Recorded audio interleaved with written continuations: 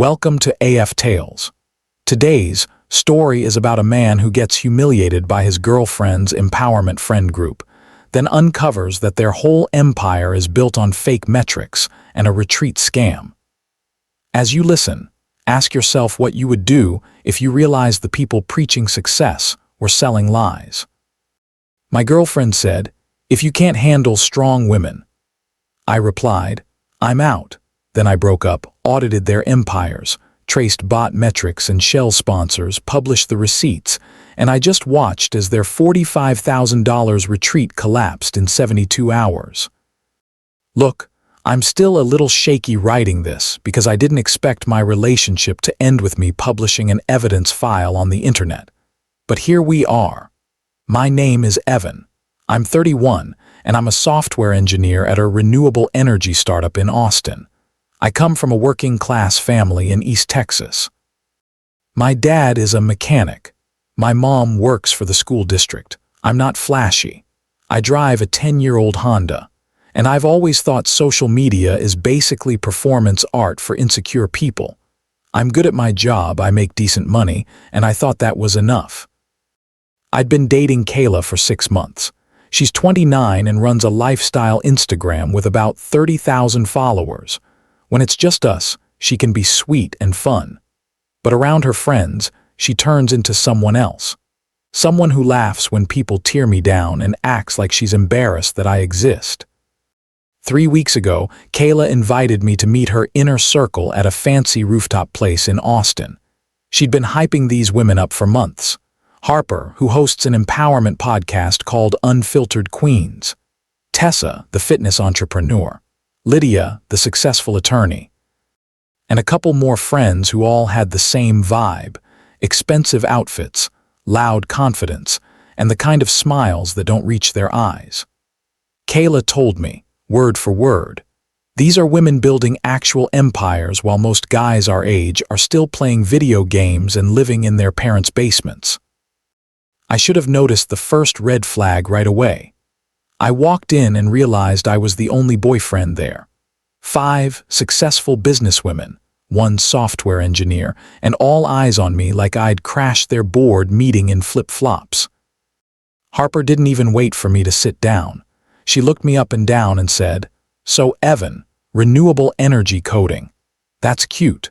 What's your actual 5-year plan? Still fixing other people's mistakes for $40,000 a year, or finally building something that matters?" The way she said fixing other people's mistakes made it sound like I cleaned sewers for a living. Tessa jumped in with a smile that felt rehearsed. It's so refreshing when Kayla brings around guys who aren't intimidated by successful women. Most men can't handle being the least accomplished person at the table. She said it like she already decided I was intimidated and small. Another friend, June, kept bringing up Kayla's ex, Marcus. She made sure to mention he understood the influencer space and got Kayla brand deals with Spotify and HelloFresh. She said his name like it was a warning. 4 times in 30 minutes, and Kayla just sat there laughing along, nodding, sipping wine, checking her phone. Not once did she tell them to back off. Not once did she change the subject. She acted like it was normal for her friends to treat her boyfriend like a joke. This is one of those moments where you learn a hard truth. Silence is a choice. Then Lydia leaned forward and in this calm, professional voice said, "Evan, friendly legal curiosity, what's your stance on prenups?" I always tell my girls to protect their assets, especially when there's such a disparity in earning potential. I sat there thinking, what assets? Kayla lives in a studio apartment and puts everything on credit cards, but I kept my face neutral because I was trying not to become the insecure tech bro in their story. Then Harper hit me with the final line that made everything snap into place. "Where do you see yourself in 5 years?" she asked.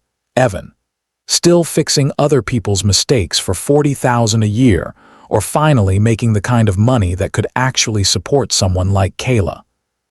The table got quiet, like it was a court hearing, and my answer was the verdict.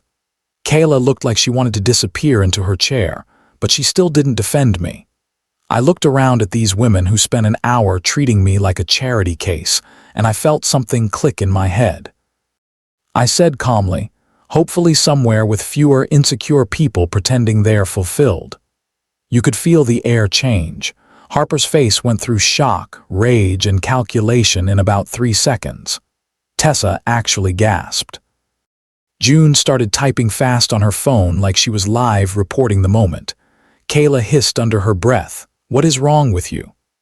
I stood up, pulled out my wallet, and left enough cash to cover the table. Then I looked at Kayla and said, "You're right. This is my problem, and I'm going to fix it."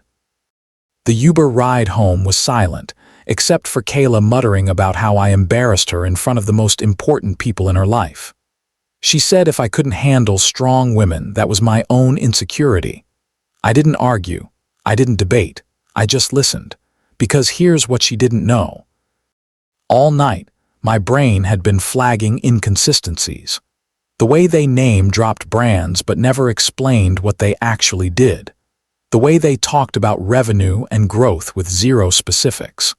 The way they kept checking their phones like they were monitoring something urgent, but nothing they said matched that urgency.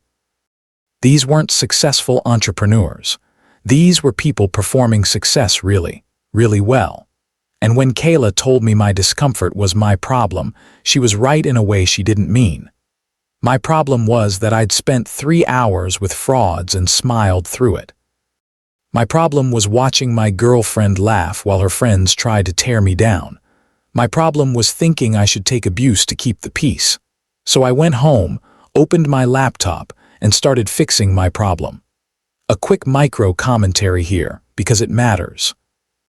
When someone humiliates you publicly and then calls your reaction insecure, they're not trying to understand you, they're trying to control the story. I started researching the next morning. In tech, you get used to spotting bad data, fake metrics, stories that don't match reality. If something looks too perfect, it usually is. I started with Harper's podcast, Unfiltered Queens. Her media kit claimed she was pulling 50,000 downloads per episode. Impressive if it's real. But when I ran the engagement patterns through tools I use at work, it didn't match. It looked like maybe 8,000 real listeners. The rest looked like bot traffic, not even good bot traffic. The listening patterns were too perfect, too clustered, too coordinated, like someone turned a faucet on and off. Then I looked at her sponsors. 3 different investment companies pushing crypto opportunities designed for ambitious women.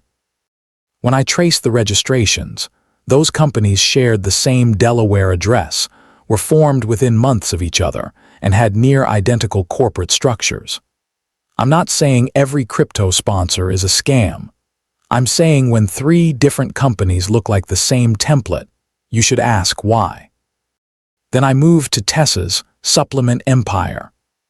Her website claimed her protein powders were FDA approved for maximum bioavailability. That sentence alone made me pause, because the FDA doesn't approve supplements like that. The badges on her site looked official, but when I image searched them, I found the original badge graphics on a stock photo site.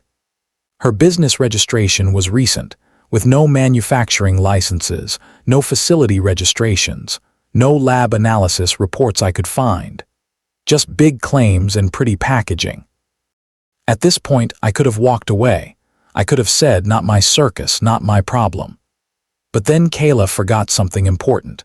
After we broke up, she didn't remove my access to a shared Google Drive folder she'd used while we were dating. I didn't go digging at first. But once I realized these women were selling empowerment like a product, I wanted to see what the empire actually looked like behind the scenes. Inside a folder labeled Brand Strategy Q3 Goals, I found a complete business plan for an event called the Authentic Woman Empowerment Retreat. $900 per ticket, limited to 50 attendees, hosted by Harper and Kayla, featuring industry-leading female entrepreneurs. The venue listed a community center in East Austin that, according to its own website, doesn't rent out for private events. The LLC organizing it was registered 2 weeks before I found the document, with no business license and no event permits. The promised speakers included a best-selling author named Sarah Chen and a Fortune 500 consultant named Maria Rodriguez. I spent hours trying to verify those speakers existed in the way the plan described. Sarah Chen didn't exist anywhere in that context. And Maria Rodriguez was a real person, but she was a dental hygienist in San Antonio who had no idea her name was being used. Then, I read the revenue projections. $45,000 in ticket sales for an event that legally couldn't happen, with speakers that didn't exist, at a venue that wasn't available. And the money flow was the worst part. The plan showed ticket sales going into a business account that was actually Harper's personal checking account. Expenses were budgeted at $12,000, meaning they planned to pocket $33,000 for basically nothing. While I was reading it, their Instagram announcement was already live. Hundreds of comments from women saving up, excited, saying this retreat would change their lives. That's when I realized my real problem wasn't being embarrassed at dinner. My problem was watching systematic fraud happen and doing nothing. So I spent the next 2 weeks building what I called the mirror. I created a database of everything they posted publicly. I cross-referenced it with business records, public filings, brand claims, and anything that could be verified without hacking, without private access, without anything shady. Just public data and receipts, because if you're going to make a claim, you should be able to stand behind it. 6 weeks after the retreat launched, it sold out in 48 hours. $45,000 from women who thought they were investing in their futures. I didn't speak to Kayla. I didn't stalk her socials. I kept emotional distance on purpose. When you document something, you can't be messy about it. What I built was a Medium article, nothing personal, nothing vindictive, just data laid out clearly. I titled it, Behind the Hashtag, How One Empowerment Brand Built a Pyramid Out of Women's Dreams. I documented the fake FDA-style approval claims on Tessa's site, the bot-inflated podcast metrics, the sponsor structures that looked like shell companies, and the retreat plan, including where the money was routed and how the business account led straight into a personal account. I included technical details about what I saw, but I wrote it for normal people, not engineers. Because the point wasn't to sound smart, the point was to be understood. I didn't name Kayla in the article. I focused on the brand structure and the claims, but I included enough documentation that anyone who had been following them could connect the dots. I published it at midnight on a Tuesday under the name The Mirror Project. By Thursday morning, it had 50,000 views. By Friday, it was spreading across influencer snark pages and local Austin groups. The comments turned into something I wasn't ready for. Women shared stories about buying Tessa's supplements and getting rashes and stomach problems. Former podcast guests said Harper never paid appearance fees she promised. People who bought June's manifestation courses said they received photocopied pages from self-help books. One comment broke my heart. My sister bought 2 retreat tickets with her emergency fund. She's a single mom working nights and thought this was her chance. That comment reminded me this wasn't drama. This was harm. Within 72 hours, everything collapsed. Sponsors suspended partnerships. Tessa's site got hit with complaint reports. Lydia's law firm launched an internal review after links to formal complaints started spreading. June wiped her accounts. Kayla's brand imploded. Her follower count dropped fast. People dug up old posts and started connecting patterns. Kayla sent me exactly one message. "You destroyed everything I worked for," I replied. "Then you shouldn't have built it on lies." Here's what I didn't expect. The women who bought retreat tickets weren't angry at me. Most were angry at themselves for believing it. A lot of them got refunds through chargebacks. Some used the money to take real business classes. A group of supplement buyers started organizing legal action. Harper fled to Los Angeles and tried to rebrand. Lydia faced a state bar investigation. Kayla disappeared for a while. And me, I went back to my job, still debugging code, still driving my Honda. But now I was also being contacted by nonprofits who wanted help protecting themselves from fraud and fake partners. That part was strange. I never planned to become the guy who teaches people how to verify online claims. I just refused to watch people get scammed in front of me. Sometimes fixing your problem means fixing the thing everyone else is too polite to call out. A few weeks later, I was grabbing coffee downtown when someone tapped my shoulder. It was Sabrina. She'd been at that rooftop dinner, but she barely spoke that night. She asked if she could sit with me, and before I could even wonder what she wanted, she said, "I owe you an apology and a thank you." She told me she'd been questioning the group's business practices for months. She asked Harper about sponsor disclosures. She questioned Tessa's claims. She pointed out inconsistencies in their numbers, and every time she did, they froze her out, called her unsupportive, accused her of bringing negative energy. She tried to warn them. They silenced her. Sabrina told me what happened after the collapse. Harper was in Venice Beach now, selling crystal healing sessions and charging $200 for intuitive business coaching under the name Harmony Sage. She claimed her podcast was destroyed by toxic masculine energy.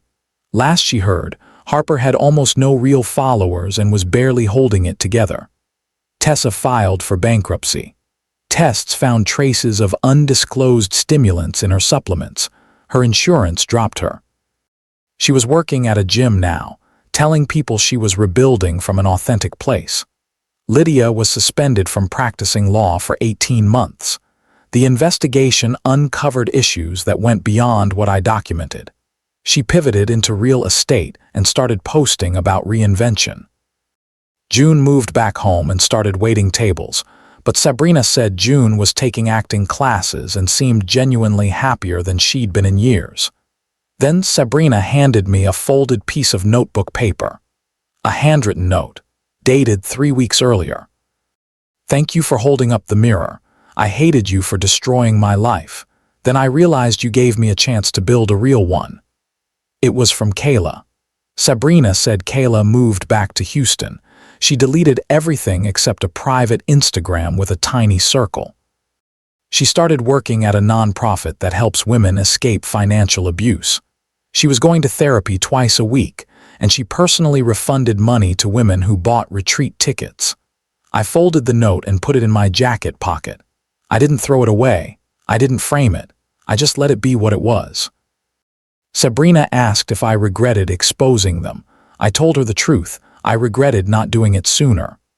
Later, a podcast journalist reached out for a series about online accountability. I stayed anonymous, but I said something I still believe. Revenge isn't justice. Truth is. The moment someone stops pretending to be something they're not, they get a chance to become something real. Some people take that chance. Some don't.